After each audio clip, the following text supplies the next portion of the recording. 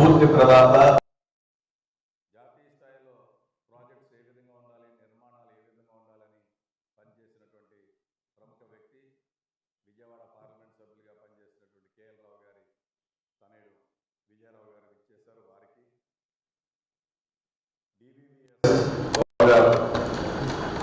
వారి యొక్క అక్షర కదలికతోటి మనందరినీ కూడా ఎంతో ఉత్తేజపరుస్తూ ఉంటారు. మనం ఏర్పాటు చేసుకున్నటువంటి సిపిఐ సిపిఎం సమావేశాల్లో వారు కూడా వచ్చి వారు కూడా మంచి సజెషన్స్ ఇచ్చారు. వారికి అదేవిధంగా శ్రీనివాస్ బండ్ల గారు, వారు ఐఏఎస్ ఆఫీసర్గా పనిచేశారు. వారు ఈ దేశం కోసం, ఈ రాష్ట్రం కోసం పనిచేయాలనేటువంటి తపనతో చేశారు. వారికి స్వాగతం. అదేవిధంగా నరరామ గారు ఇచ్చేశారు, వారికి స్వాగతం. తర్వాత నాగేశ్వరరావు గారు వచ్చారు భారత బచావ్ నుంచి. డాక్టర్ పెరియార్ వారు భారత ఆందోళన నుంచి వచ్చారు. తర్వాత వరదరాజ్ సాంచి గారు ఆమ్ ఆద్మీ పార్టీ నుంచి ఇచ్చేశారు, వారికి. మన అరుణ్ గారు సిపిఎం నుంచి ఇచ్చేశారు. సిపిఐ నుంచి మధు గారు కూడా వస్తున్నారు కొద్దిసేపట్లో. వారికి కూడా ఈ వేదిక తరఫున స్వాగతం తెలియజేస్తూ, పెద్దలు మన ప్రాంతానికి ఇచ్చేసి వారు రాష్ట్ర వ్యాప్తంగా పర్యటిస్తూ ఉన్నారు. దాంట్లో భాగంగా మనం ఒక రౌండ్ టేబుల్ కూడా ఏర్పాటు చేసుకోవాలని అనుకున్నాం. అయితే ఇదే రోజు మనకి మంత్రివర్యులు పొన్నం ప్రభాకర్ గారు వస్తారంటే రాజానగరంలో మీటింగ్ ఉంది కాబట్టి మనం దీన్ని ఏమైనా కొంత చేయలేకపోయామనేటువంటి ఆలోచనతో ఉన్నాము. సో తప్పనిసరిగా పెద్దల యొక్క డైరెక్షన్ తీసుకుని మనం ఏ విధంగా వారైతే మనకి దశాదిశ నిర్దేశిస్తారో ఆ విధంగా మనందరం కూడా పనిచేయవలసి ఉంటుంది.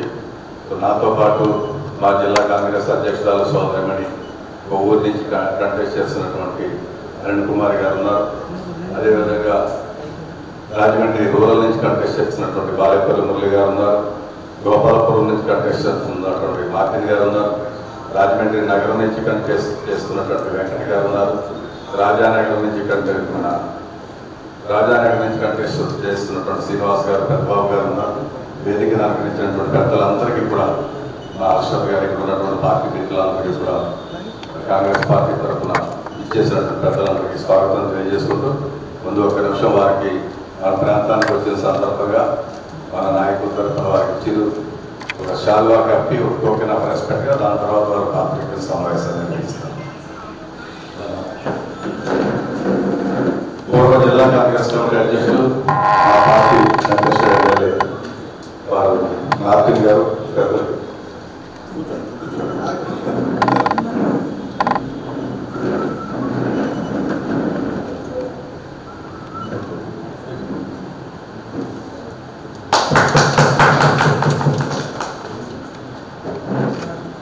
శ్రీనివాస్ గారు, రాజానగర్ నుంచి కంటెస్ట్ చేసినటువంటి పెద్దబాబు గారు, రావు గారికి,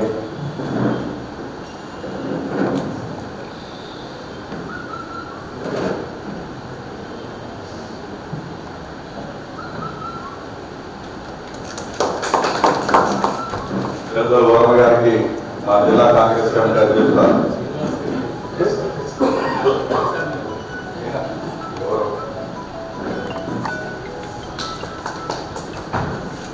పెద్దలు శ్రీనివాస్ గారికి, ఆ రూరల్ నియోజకవర్గ ఎమ్మెల్యేగా పోటీ చేస్తున్నటువంటి బాలేపల్లి మురళి గారు.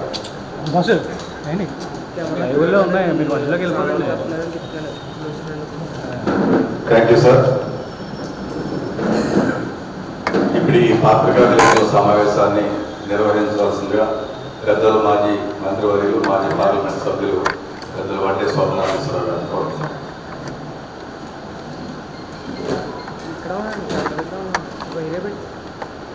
ఈనాటి కార్యక్రమానికి అధ్యక్షుడు వహిస్తూ ఉన్నటువంటి పెద్దలు రాజమండ్రి పార్లమెంటు నియోజకవర్గానికి ఇండియా కూటమి తరఫున జాతీయ కాంగ్రెస్ అభ్యర్థిగా పోటీ చేస్తూ ఉన్నటువంటి సోదరులు వీడుగు రుద్రరాజు గారు, మనమందరం కూడా మర్చిపోలేనటువంటి మహానుభావుడు, భారత దేశంలో అనేక బహుళార్థ సాధక ప్రాజెక్టులు మన రాష్ట్రంలో నాగార్జున సాగర్తో సహా శ్రీశైలం ప్రాజెక్టులు సహా అనేక ప్రాజెక్టులలో పనిచేసి మారుమూల గ్రామాలకు కూడా విద్యుత్ శక్తి సరఫరా చేయవలసిన ఆవశ్యకతని ఆనాడే గుర్తించి నోడల్ ఎలక్ట్రిఫికేషన్ కార్పొరేషన్ ఏర్పాటు చేసి వారికి అనేక లక్షల గ్రామాలకి ఆ విద్యుత్ సరఫరా అయ్యేదానికి ఆద్యుడు ఇప్పటికే డాక్టర్ కేఎన్రావు గారి కుమారుడు గాంధీ స్మారక నిధి సభ్యులు విజయరావు గారు, అట్లాగే శ్రీనివాస్ గారు రిటైర్డ్ ఐఏఎస్ ఆఫీసర్ గారు, అట్లాగే వర్మ గారు, సోదరిమణి మనోరమ గారు, అట్లాగే వేదికను అలంకరించినటువంటి వివిధ నియోజకవర్గాల నుండి కాంగ్రెస్ పార్టీ తరఫున పోటీ చేయబోతూ ఉన్నటువంటి అభ్యర్థులు, ఇతర పెద్దలు, సోదరులారా, మీడియా నుంచి స్నేహితులారా, మొట్టమొదటిగా రాజమండ్రిలో ఈనాటి ఈ కార్యక్రమంలో పాల్గొనడం చాలా సంతోషంగా ఉంది. ఎందుకంటే ఆంధ్రప్రదేశ్ చరిత్రలో రాజమండ్రిలో ఒక ప్రత్యేక స్థానం ఉంది. ఆ రోజుల్లో రవి అస్తమించినటువంటి బ్రిటిష్ సామ్రాజ్యాన్ని తోసేందుకు వ్యతిరేకంగా పోరాటం చేసిన తెలుగు బిడ్డ అల్లూరి సీతారామరాజు గారు. అట్లాగే సాంస్కృతిక సంఘ సంస్కరణ అధ్యుడు కందుకూరు వీరేశలింగం పంతులు గారు, అట్లాగే గొడ్డల అప్పారావు గారు, ఎందరో మహానుభావులు, కాంగ్రెస్ పార్టీలో కళా వెంకట్రావు గారు కానీ అనేక మంది ప్రముఖులకు పుట్టినీళ్ళు ఈ ప్రాంతం. అటువంటి ప్రాంతంలో ఈరోజు మీతో కొద్దిసేపు మాట్లాడటానికి వచ్చాను. మీరందరూ బ్రేక్ చేసుకుని వచ్చినందుకు ముందుగా కృతజ్ఞతలు. ముఖ్యంగా మేము భారత రాజ్యాంగ హక్కుల పరిరక్షణ వేదిక తరఫున రావడం జరిగింది. దాంట్లో భారత రాజ్యాంగాన్ని కాపాడుకోవాలనేటటువంటి ఒత్తిడులు ఉన్నటువంటి వ్యక్తులు, అట్లాగే సిపిఐ, సిపిఎం, ఆమ్ ఆద్మీ, ఇంకా కొన్ని ఇతర పార్టీలు, అట్లాగే భారత్ బచావో, రేపు ఆంధ్రప్రదేశ్ లాంటి సంస్థలు అందరూ కూడా ఉన్నారు. కారణం ఏంటంటే మరి ఆ రోజు దేశ స్వాతంత్రం కోసం అనేక త్యాగాలు చేశారు ఎందరో మహానుభావులు. బ్రిటిష్ పాలన నుండి విముక్తులై మన దేశాన్ని మనం పరిపాలించుకుంటే ఈ దేశ ప్రజలందరికీ కూడా స్వాతంత్ర ఫలాలు అందాలి అనే అభిప్రాయంతో మరి వారు త్యాగాలు చేశారు. కానీ 7 దశాబ్దాల తర్వాత కూడా ఈ రోజుకి ఇంకా దుర్భర దారిద్ర్యం, నిరుద్యోగం, అసమానతలు అనేక విధాలుగా దేశం ఇప్పటికీ కూడా నష్టమాటంతో ఉన్నటువంటి పరిస్థితులలో గత 10 సంవత్సరాలుగా నరేంద్ర మోడీ గారి పరిపాలనలో ఇంకా దిగజారిపోతూ ప్రజల హక్కులను కాలరాస్తూ, పేదలను కొల్లగొడుతూ, కార్పొరేట్లకి కట్టబెడుతూ, ఫెడరల్ స్ఫూర్తిని మంటగలుపుతూ, మత సామరస్యానికి భంగం కలిగిస్తూ, మైనారిటీ ప్రజలకు ఒక అభద్రతా భావాన్ని కల్పిస్తూ, మెజారిటీ ప్రజల ఓట్లతో అధికారాన్ని కొనసాగించుకోవాలనే దుష్ట చింతనతో నడుస్తూ ఉన్న పరిస్థితులలోనే మేమందరం కూడా భారత రాజ్యాంగాన్ని పరిరక్షించుకోవాలి, ఆ రాజ్యాంగంలో ప్రజలకు ప్రసాదించబడిన హక్కులను కాపాడుకోవాలని చెప్పి ఈ కార్యక్రమాన్ని చేపట్టామని ముందుగా మీ అందరికీ కూడా సవినయంగా మనవి చేస్తూ ఉన్నాను. మీరు చూస్తూ ఉన్నారు, ఉపా unlawful activities preventive action act, ఉపా, అట్లాగే పిఎంఎల్ఏ, అట్లాగే సిబిఐ, ఈడీ, సెబీ, ఈ చట్టాలన్నిటికీ కూడా సవరణ చేసేసి చాలా దుర్మార్గంగా ప్రజల యొక్క హక్కులు, స్వేచ్ఛ, స్వాతంత్రాలకి భంగం కలిగిస్తూ ప్రభుత్వం చేసేటటువంటి పొరపాట్లని, అవినీతిని, అక్రమాలను, అట్లాగే ఆశ్రిత పక్షపాతంతో క్రోనీ క్యాపిటలిస్ట్ పద్ధతుల్లో తనకి కావాల్సినటువంటి కొద్దిమంది అదానీ, అంబానీ లాంటి కార్పొరేట్ సంస్థలకు లాభాలు చేకూరుస్తూ ఉన్నటువంటి వైనాన్ని ప్రజలకు తెలియపరిచేదానికి ప్రయత్నం చేస్తే వారి మీద ఏదో ఒక అభియోగం మోపటం, అరెస్టు చేయటం, జైల్లో పెట్టడం, బెయిల్ కూడా రాకుండా అడ్డుపడుతూ చేస్తూ ఉన్న పరిస్థితులన్నీ మీరు చూస్తూ ఉన్నారు. పత్రికా స్వాతంత్రం అడుగంటిపోయింది. ప్రపంచ దేశాల్లో సూచికలో చూస్తే 150 దేశాల్లో మనం దాదాపు 125వ స్థానంలో ఉన్నటువంటి పరిస్థితి నడుస్తూ ఉంది. అట్లాగే పేదల మీద రాను రాను పన్నుల భారం పెరిగిపోతూ ఉంది. అదే సమయంలో కార్పొరేటరీ సంస్థలకి ఇన్కమ్ ట్యాక్స్ రాయితీలు ఇస్తూ ఉన్నారు, ఎక్సైజ్ మినహాయింపులు ఇస్తున్నారు, కస్టమ్స్ డ్యూటీల మినహాయింపులు ఇస్తూ ఉన్నారు. ఇవన్నీ చాలవు అన్నట్టుగా ప్రజల సంపద మన రాజ్యాంగంలో ఆదేశిక సూత్రాలలో స్పష్టంగా దేశంలోని సహజ వనరులు కొద్దిమంది వ్యక్తుల యొక్క చేతుల్లో పోగుపడకూడదు, అది ప్రజలందరికీ మేలు చేకూర్చేవిగానే ఉండాలి అని స్పష్టంగా directive principles of the state పాలసీలో ఉన్నప్పటికీ కూడా మన అందరి నుంచి పన్నుల రూపంలో ధనం వసూలు చేసి బ్యాంకుల నుంచి రుణం తీసుకుని అభివృద్ధి చేసినటువంటి ప్రభుత్వ రంగ సంస్థలను కారు చౌకగా ఈ రోజున అదానికి, అంబానీకి కట్టబెడతా ఉన్నారు.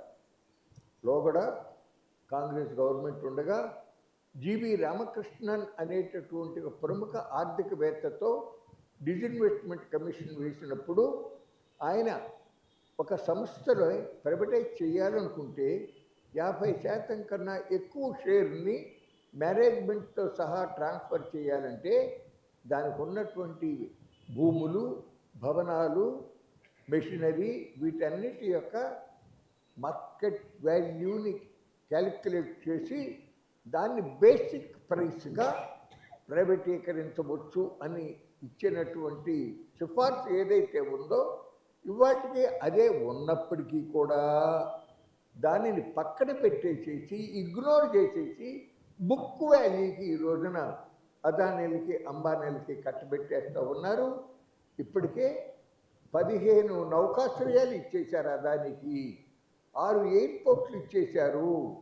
అట్లాగే 8 లక్షల కోట్ల రూపాయలు పెట్టుబడి పెట్టి అభివృద్ధి చేసినటువంటి 26,700 కిలోమీటర్ల నేషనల్ హైవేస్ని 1,40,000 కోట్లకి 90 సంవత్సరాల లీజుకి అదానికి, అంబానీకి కట్టబెట్టేశారు.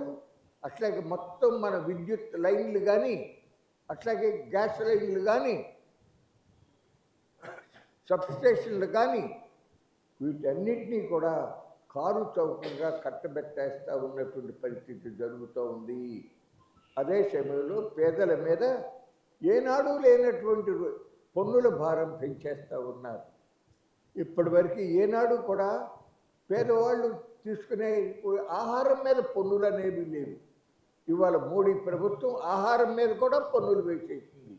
అట్లాగే ఇప్పటివరకు కూడా రైతాంగానికి సంబంధించిన రైతులు వాడుకునేటటువంటి ఇన్పుట్స్ మీద ఏనాడు పన్నులు లేవు, జిఎస్టీ లేదు.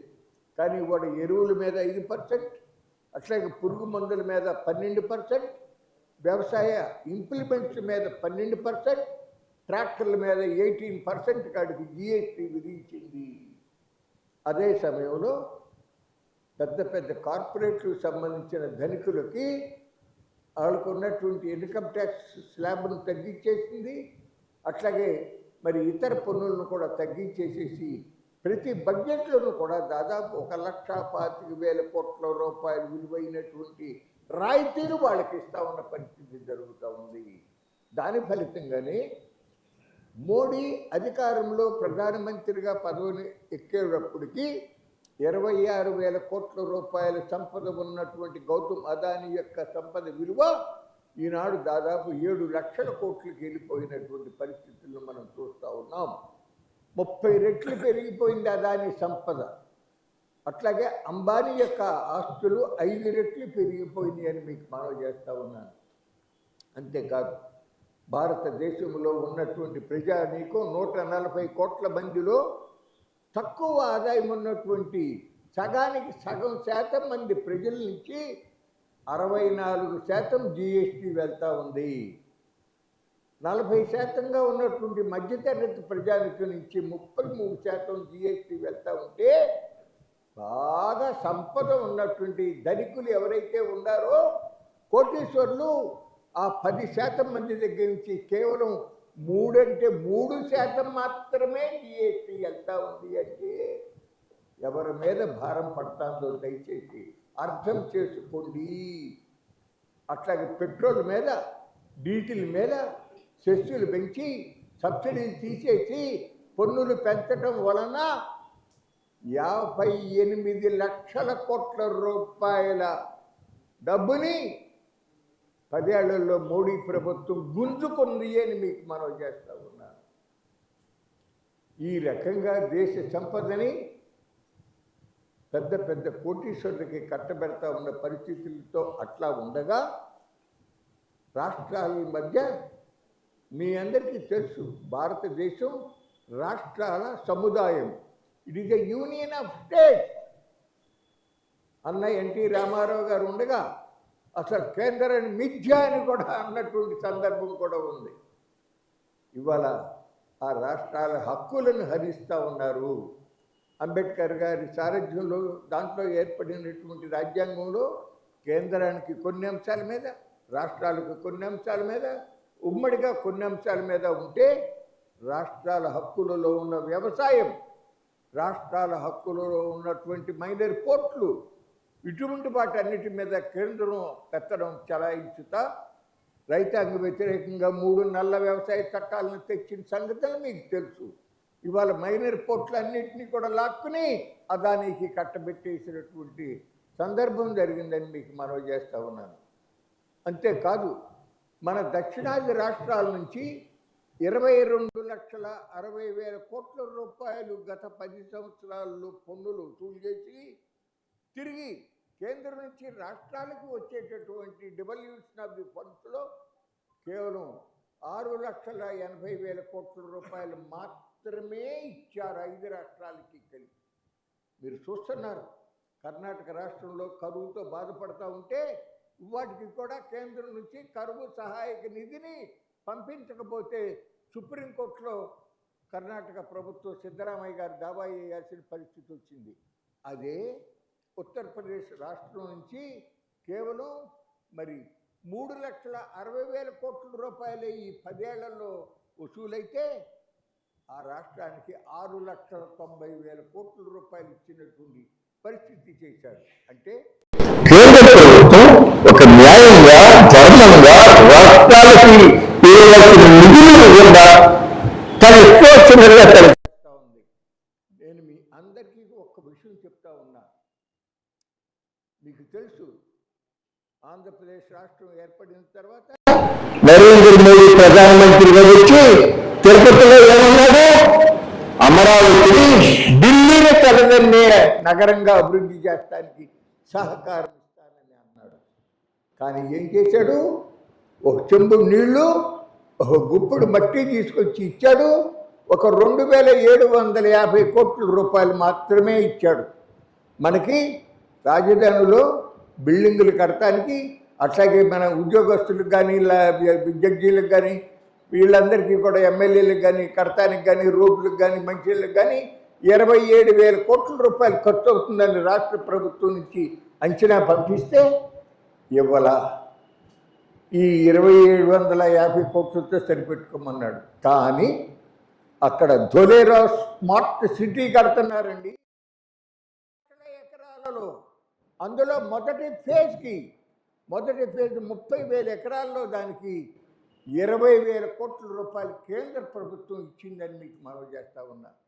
ఇట్లా చెప్పుకుంటా పోతే కాస్త కోస్త కాదు. ఎంత అన్యాయం చేస్తున్నాడో, ఎంత దుర్మార్గంగా. ఇవాళ అప్రకటిత ఎమర్జెన్సీ నడుస్తూ ఉంది.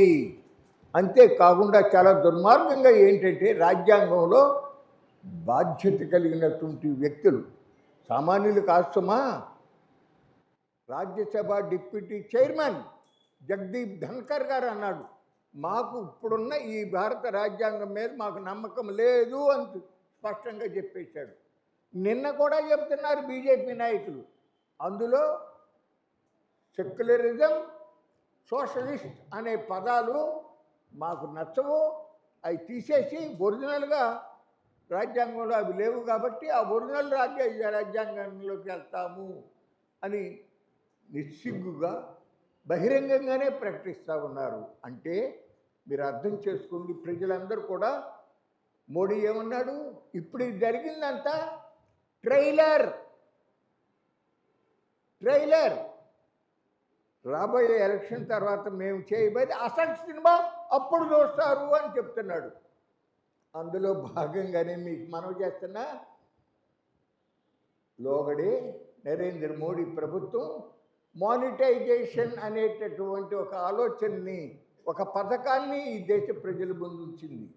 దాంట్లో నేను ఇందాక చెప్పిన అవన్నీ ప్రైవేటైజ్ చేయటమే కాదు సుమా, మన పల్లెటూళ్ళల్లో ఉన్నటువంటి హై స్కూల్ కానీ కాలేజీలు కానీ వాటి కింద ఖాళీగా ఉన్నటువంటి భూములు, పోరంబాక్ స్థలాలు, పోరంబాక భూములు, వీటిని కూడా మానిటైజ్ చేయబోతున్నాం. అంటే వాళ్ళకి కావాల్సిన వాళ్ళకి కట్టబెట్టడం కానీ, వాటిని కారు చక్కుగా కొంతమందికి అమ్మేసి డబ్బు లాక్కోవటానికి కానీ వాళ్ళు ఇప్పటికి 5-6 ఏళ్ళ నుంచే వాళ్ళ ప్లాన్లో ఉన్నారు. దానిలో భాగంగానే ఇవాళ ల్యాండ్ టైటిలింగ్ యాక్ట్ అనేటటువంటి దానిని నీతి ఆయోగ్ సంస్థ ఒక మోడల్ యాక్ట్ డ్రాఫ్ట్ రూల్స్ని రాష్ట్ర ప్రభుత్వాలకు పంపించింది. ఏ రాష్ట్రంలోనూ కూడా బీజేపీ పరిపాలించే రాష్ట్రాలలో కూడా ఎవరూ దాన్ని ముట్టుకోలా, ఎవరూ దాన్ని ముందుకు తీసుకెళ్ళలా. కానీ ఈ రాష్ట్రంలో ఒక వీర భక్త హనుమాన్ గారు ఉన్నాడు, జగన్మోహన్ రెడ్డి గారు. నరేంద్ర మోడీ గారు ఈ 10 ఏళ్ల నుంచి ఆయనని బెయిలులో ఉంచినందుకు ప్రతి క్షణం కూడా ఆయనకి ఎట్లా ఆయనకి చెప్పింది చేస్తూ, మేలు చేస్తూ, మీరు చెప్పింది నేను ఫాలో అవుతున్నానని చెప్పి మార్కులు కొట్టేసేదానికి అందరికన్నా ముందు ఈ మహానుభావుడు ఇక్కడ ఆ ల్యాండ్ టైటిలింగ్ యాక్ట్ని అమలులోకి తీసుకొస్తా ఉన్నాడు. మీ అందరికీ, మీలో కూడా రైతులు ఉండుంటారు పల్లెటూళ్ళల్లో, మీరు విని ఉండాలి. ఇదివరకే చాలా సంవత్సరాల క్రితం ఎప్పుడో 100 ఏళ్ళ నాడు సర్వే జరిగింది బ్రిటిష్ వాళ్ళ టైంలో. సర్వే చేయాల్సిన అవసరం ఉంది, ఎందుకంటే కుటుంబాల్లో తరతరాలు మారాయి, అట్లాగే కొన్ని చోట్ల భూమిలో స్వరూపాలు మారినాయి. సర్వే అవసరమే, కానీ ఆ భూ సర్వే అనేది దానికి తగినంత సిబ్బందిని పెట్టాలి, అట్లాగే తగినంత సమయం కూడా ఇవ్వాలి. అలా చెయ్యలా జగన్మోహన్ రెడ్డి గారు. తక్కువ మందితోనే తక్కువ టైంలో చేయాలని ఒత్తిడి పెట్టాడు. ఆయనకు కావాల్సిందల్లా ఒకటి, ఒక పట్టాదారు పాస్ పుస్తకం అనేది రైతు చేతిలోకి వెళ్ళాలి. దాంట్లో ప్రతి పేజీలోనూ ఆయన బొమ్మ ఉండాలి. ఆ పట్టాదారు పాస్ పుస్తకం రైతు చేతిలో ఉంటే ఇక మనకు గ్యారెంటీగా ఇంట్లో ఓట్లన్నీ పడిపోతాయి అనేటటువంటి ఆలోచనే తప్ప, అయ్యో దీంట్లో పొరపాటు జరిగితే రైతుకి చాలా అన్యాయం జరుగుతుంది, అది ఆ నష్టాన్ని మళ్ళీ తిరిగి పూడ్చుకోవడం కష్టమవుతుందనే ఆలోచన లేకుండా చేసిన పరిస్థితి జరిగింది. మీ ఇక్కడ కూడా చేపల చెరువులు అవి ఉన్నాయి కదా, కొన్ని చోట్ల చేపల చెరువులు, రొయ్యల చెరువులు అవి ఉన్నాయి కదా. చాలా చోట్ల ఏంటంటే చిన్న చిన్న రైతులు 1 ఎకరం, 2 ఎకరాలు, 3 ఎకరాలు ఉన్నాయి, అట్లా ఒక 10 మంది కలిపి ఒక చెరువు ఫారం చేస్తారు. బాబు బాబయ్య చెరువు ఫారం చేసుకుంటారు. ఆ చెరువు ఫారం చేసుకున్న రైతులకు సంబంధించి ఏం చేశారో తెలుసా అండి మీరు? అందరి పేరున కలిపి ఒకటే పట్టాదారు పాస్ పుస్తకం ఇస్తారు. దాంట్లో ఏం రాశారో తెలుసా మీకు? దీన్ని ఎప్పుడైనా రిజిస్టర్ ఆఫీస్కి దీన్ని తీసుకెళ్ళవసరంలా. ఎప్పుడైనా ఒక కుటుంబంలో ఒక తండ్రి కూతురు ఇచ్చుకోవాలన్నా, అన్నదమ్ముల మధ్యన పంచుకోవాలన్నా అందరూ దాంట్లో ఎవరి పేర్లు అయితే ఉన్నాయో వాళ్ళందరూ వచ్చి రిజిస్టర్ ఆఫీస్కి వస్తే, లేకపోతే ఆ అధికారి దగ్గరికి వస్తే అప్పుడు మాత్రమే మార్పు జరుగుతుంది అని పెట్టారు. ఇవాళ చూస్తున్నారుగా, సయాన అన్నదమ్ముల మధ్యన ఐక్యత ఉంటుందా? అటువంటిది ఎవరో 5-6 వేరు వేరు కుటుంబాలకు చెందిన వాళ్ళందరూ అక్కడికి రావాలంటే జరిగే పనేనా? ఆ రకంగా ఒక తుగ్లక్ నిర్ణయాలు చేస్తూ ఉన్నటువంటి జగన్మోహన్ రెడ్డి ఇప్పుడు ఈ ల్యాండ్ టైటిలింగ్ యాక్ట్ తీసుకొచ్చి ఇంకా మన యొక్క భయాన్ని మరింత పెంచినటువంటి పరిస్థితి జరుగుతూ ఉంది.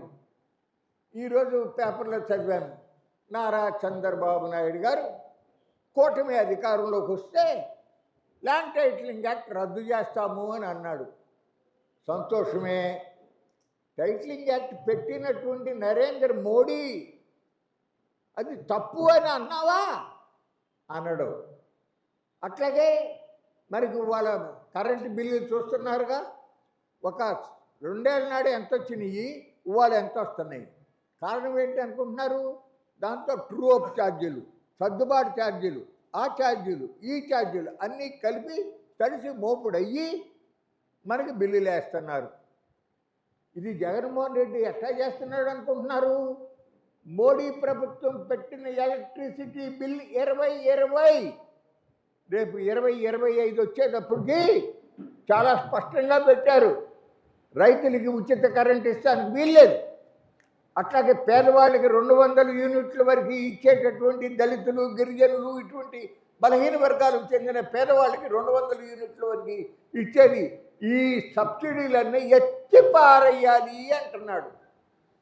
నిజమే. ఈ పేదవాళ్ళకి సబ్సిడీలు ఇస్తే నీకు ఏడుపుగా ఉందా? మరి వాళ్ళ సెమీ కండక్టర్ యూనిట్లు కొత్తగా పెట్టే వాళ్ళకి 75,000 కోట్ల రూపాయలు సబ్సిడీ ఇవ్వబోతా ఉంది సెంట్రల్ గవర్నమెంట్. అది వేదాంత వాడవుని, టాటా కంపెనీ వాడికి అవనుండి 75,000 కోట్ల రూపాయలు సబ్సిడీ ఇవ్వబోతూ ఉన్నారు. ఎవడబ్బా చొత్తని మనం అందరం అడగాలి. మనం ఓటు ఆయుధం మన చేతిలో ఉంది. ఆ ఓటు ఆయుధంతో మన భవిష్యత్తుని మనం కాపాడుకోవాలి. బాబాసాహెబ్ అంబేద్కర్ గారు ఏమన్నాడు? మీకు కత్తి, కటార్లు, డప్పు, డాలు ఇవ్వలా, మీకు ఓటు అనే ఒక ఆయుధం ఇచ్చా. ఆ ఓటుని మీరు సద్వినియోగం చేసుకున్న ద్వారా మీ భవిష్యత్తుని, మీ శ్రేయస్సుని మీరు కాపాడుకోండి అని చెప్పి మహానుభావుడు డాక్టర్ బిఆర్ అంబేద్కర్ గారు ఏనాడో చెప్పాడు. ఆ పవిత్రమైన ఓటు హక్కును ఉపయోగించుకొని దుర్మార్గంగా, నియంత్రణగా, ఫ్యాసిస్టుగా నడుస్తూ ఉన్నటువంటి నరేంద్ర మోడీ బీజేపీని గద్దె దించాలి. ఆ నరేంద్ర మోడీకి ఇక్కడ ఒకళ్ళకొకళ్ళు పోటీలు. రోజు చంద్రబాబు నాయుడు గారు జగన్ తిడతాడు, జగన్మోహన్ రెడ్డి గారు చంద్రబాబుని తిడతాడు. కానీ ఈ ఇద్దరు కూడా ఢిల్లీ వెళ్ళి నేను బాగా బూట్లు పాలిష్ చేస్తానంటే ఇంకొక ఆయన నేను బాగా చేస్తానండి ఆయన కన్నా అని చెప్పి తయారవుతూ ఉన్నారు. అందువలన వాళ్ళు ఎవరికి ఓట్లు వేసినా ఢిల్లీ వెళ్ళి నరేంద్ర మోడీకి, బీజేపీకి సపోర్ట్ చేస్తారు. మనం చూసాం. 3 నల్ల చట్టాలు తెచ్చినా ఒక్క మాట మాట్లాడా? 13 మాసాల పాటు గొడ్డు చలిలో, మండు ఎండల్లో, జోరు వర్షాల్లో లక్షలాది మంది రైతులు అక్కడ ఉద్యమం చేస్తే ఒక్క మాట ఇది న్యాయం కాదు మోడీ గారు, మీరు వాగ్దానం చేశారు 2014 ఎలక్షన్లో స్వామినాథన్ కమిషన్ సిఫార్సులను అమలు చేస్తామని, కాబట్టి ఇవ్వండి మహానుభావ అని చెప్పి చెప్పాలి కదా. కనీసం రైతులకు సానుభూతిని ప్రకటించాలి కదా. 4 రైతుల మీద అజయ్ మిశ్రా కొడుకు ఆశీష్ మిశ్రా ఒక జీప్ తోలిపారేసేసి 4 చనిపోవటానికి కారణమైనటువంటి దారుణమైన సంఘటన జరిగితే, గుండె పట్టుకుని పిండే సంఘటన జరిగితే చంద్రబాబు నాయుడు నోటంట ఒక్క మాట వచ్చిందా? ఇది చాలా అన్యాయం, ఇది దుర్మార్గం అని మాట్లాడా? ఇవాళ మేము రైతులను ఉద్ధరిస్తాము, అది చేస్తాము, ఇది చేస్తామని అంటావు. ఎట్లా నమ్మాలి నిన్ను? అంతేకాదు సుమా, మీ అందరికీ మనవి చేస్తున్నాం, మనందరం సిగ్గుపడాలి. మహాత్మా గాంధీ గారు ఏమన్నాడు? ఆ రోజున అర్ధరాత్రి మహిళ ఒంటరిగా నడిచి వెళ్ళేటటువంటి పరిస్థితి ఉన్నప్పుడే ఈ దేశానికి స్వాతంత్రం వచ్చినట్టు భావించాలి తప్ప వేరే రకంగా కాదు అని చెప్తే, మణిపూర్లో అక్కడ ఉన్నటువంటి అమూల్యమైనటువంటి అటవీ సంపద, మినరల్స్, అక్కడ వాటిని అదానీలు వాళ్ళకి కట్టబెడటం కోసం కుకీలకి మైతీలకి మధ్యన విభేదాలు పెట్టి, వాళ్ళిద్దరి మధ్యన కొట్లాట్లు పెట్టి అక్కడ మహిళలని నగ్నంగా ఊరేగించి మానభంగం, అత్యాచారాలు చేసి 200 మంది చనిపోవటం, 50,000 మంది ఇళ్ళు వదిలిపెట్టి వేరే చోట్ల తలదాచుకుంటా ఉన్న పరిస్థితులు జరిగితే ఒక్క మాట ఈ దేశ ప్రధాని మాట్లాడాల. ఇతర దేశాల్లో దానిపైన ఆందోళన వ్యక్తం చేశారు, ఐక్యరాజ్య సమితిలో దానిపైన డిస్కషన్ జరిగింది, కానీ దేశ ప్రధాని మాత్రం మాట్లాడిన పరిస్థితి జరిగితే అయ్యో ఇది తప్పండి అని మాట్లాడరే. జగన్ రెడ్డి ఎందుకు మాట్లాడో? చంద్రబాబు ఎందుకు మాట్లాడో? పవన్ కళ్యాణ్ ఎందుకు మాట్లాడో? మీకు హృదయం లేదా? మనందరం ఒక తల్లి బిడ్డలు కాదా? మనకు తల్లి చెల్లెళ్ళు అక్కలు లేరా? బేటీ బడావో బేటీ పడావో బేటీ బచావో అని అంటాడే నరేంద్ర మోడీ. మనకి బంగారు పథకాలు తెచ్చినటువంటి మహిళా రెజ్లర్ని రెజ్లింగ్ సంస్థ అధ్యక్షుడు లైంగిక వేధింపులు చేస్తే మాకు చాలా దుర్మార్గంగా ఇట్లా ప్రవర్తించాడు, ఇతని మీద యాక్షన్ తీసుకోమని 3 నెలలు దేశ రాజధాని ఢిల్లీలో వాళ్ళు నిరసనలు వ్యక్తం చేస్తే, ఆందోళనలు వ్యక్తం చేస్తే ఈ ఒక్క మాట మాట్లాడా? ఇంత సిగ్గులేని ప్రధానమంత్రి ఎక్కడన్నా ఉన్నాడా? ఇంత అవినీతి పరుడైన వాడు ఎక్కడన్నా ఉన్నాడా అని నేను స్పష్టంగా అడుగుతూ ఉన్నా. నేను ఎంపీగా ఉన్నా రాజీవ్ గాంధీ గారు ప్రధానమంత్రిగా ఉన్నప్పుడు. ఆ రోజున కేవలం 1,200 కోట్ల రూపాయల విలువైనటువంటి buffer project, buffer guns deal, అందులో ఒక 62 కోట్ల రూపాయలు కమిషన్లు ముట్టినాయి అనేది ఆరోపణ. ఆ ఆరోపణ మీద ఆ రోజు పెద్ద అల్లరి ఆగం జరిగింది. కానీ పార్లమెంట్లో చర్చకు అనుమతించాడు రాజీవ్ గాంధీ.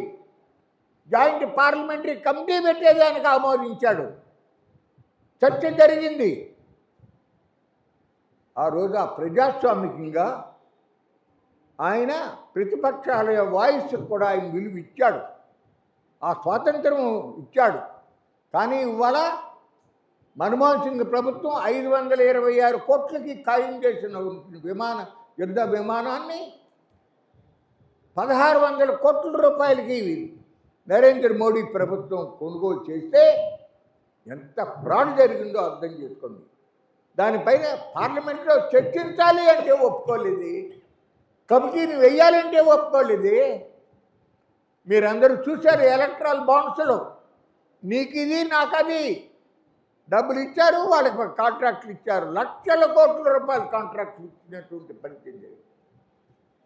నేను తినను, ఇతన్ని తిననివ్వను అని చెప్పి ఘనంగా చెప్పినటువంటి ప్రధానమంత్రి ఇతర దేశాల్లో భారతీయులు దాచుకున్నటువంటి లక్షల కోట్ల రూపాయలు నల్లధనాన్ని తీసుకొచ్చి ప్రతి పేదవాడి ఖాతాలో 15 లక్షల రూపాయలు జమ చేస్తానని చెప్పావే నరేంద్ర మోడీ. 15 లక్షలు కాదు, 15 పైసలు వేసావా నాయనా? నీ సహకారంతోనే 40 మంది ఈ దేశాన్ని నుంచి ముగ్గులు చోట్కి, లలిత్ మిశ్రా ఇటువంటి వాళ్ళు మన దేశం విడిచి వెళ్ళిపోయిన పరిస్థితి జరిగింది. ఒక్కడి నుంచి తెచ్చావా? అదానీ బ్రదరు వినోద్ అదానీ మీద డైరెక్టర్ ఆఫ్ రెవెన్యూ ఇంటెలిజెన్స్ అతని మీద 200 కోట్ల రూపాయలు ఫైన్ వేస్తే వాళ్ళు ఇక్కడి నుంచి ఇతర దేశాలకి కొన్నటువంటి బొగ్గు మీద, కొన్ని పరికరాల మీద ఎక్కువ డబ్బు అక్కడికి పంపించి అక్కడి నుంచి మళ్ళీ డబ్బు తీసుకొచ్చి ఇక్కడ షేర్లు ఎక్కువ రేట్లు పెట్టి షేర్లు ఆ రకంగా వాళ్ళ సంపద పెంచుకుంటే దానిపైన కంప్లైంట్లు ఉంటే ఏం చేశావు? ఎవడిని ముట్టుకోని పరిస్థితి జరిగింది. వాళ్ళు ఈ దేశంలో ఆ రకంగా బ్యాంకులను మోసం చేసి లక్షల కోట్ల రూపాయలు ఎగ్గొట్టిన వాళ్ళు 190 మంది గుజరాతీలు అని మీకు మనవి చేస్తా ఉన్నా. ఇవాళ నరేంద్ర మోడీకి అత్యంత సన్నిహితుడైనటువంటి అనిల్ అంబానీ 47,000 కోట్ల రూపాయల బ్యాంకు రుణాన్ని 456 కోట్లు కడితే సరిపుచ్చేశారు సెబీ ద్వారా. NCLT national company law tribunal అనే సంస్థ ద్వారా సెటిల్ చేసి 456 కోట్లకి 47,000 కోట్ల రూపాయలు రైట్ ఆఫ్ చేశారు. చేసిన తర్వాత మీరు ఆశ్చర్యపోతారు. ఎవరు కొన్నారనుకున్నారు? వాళ్ళ అన్న ముఖేష్ అంబానీ కొన్నాడు. అంటే అనిల్ అంబానీ ఆస్తులు ముఖేష్ అంబానీకి వెళ్ళి మధ్యలో మన డబ్బు ప్రజలు డిపాజిట్ల రూపంలో దాచుకున్న బ్యాంకుల్లో డబ్బు 47,000 కోట్ల రూపాయలు ఆవిరైపోయిందని మీకు మనం చేస్తూ ఉన్నా. ఈ వాస్తవాలన్నీ మనం అర్థం చేసుకోవాలి. అందుకనే ఖచ్చితంగా ఢిల్లీలో ఇండియా కూటమి అధికారంలోకి రావాలి. మేము చిన్నప్పటి నుంచి కూడా కాంగ్రెస్ వ్యతిరేకంగా ఆ భావజాలంతో ఉన్న మనుషుల మీద 4th ఫారం చదివినప్పటి నుంచి ఆచార్య రంగా గారి మీద అభిమానంతో ఆ స్వతంత్ర పార్టీ, తర్వాత జనతా పార్టీ, లోక్దళ్ పార్టీ అట్ట కింద మీద పడ్డాం. తెలుగుదేశంగా 10 సంవత్సరాలు నరేంద్ర మోడీ పరిపాలన చూసిన తర్వాత, ఆ గవర్నమెంట్ చేసిన పనులన్నీ చూసిన తర్వాత కాంగ్రెస్ పార్టీకి, ఆ పార్టీ నాయకత్వానికి కూడా చేతులెత్తి దండం పెట్టి గుర్తేస్తానని మీకు మనం చేస్తూ ఉన్నాం. ఉన్న వాస్తవం చెప్తున్నా సుమా. ఇందిరాగాంధీ గారు కూడా ఆ రోజున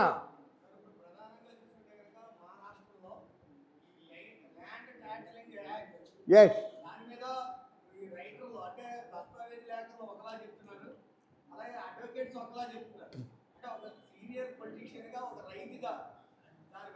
చెప్తాను సార్, చెప్తాను. నేను చెప్పాలనుకున్న దాంట్లో అది ప్రధానమైన అంశం కూడా.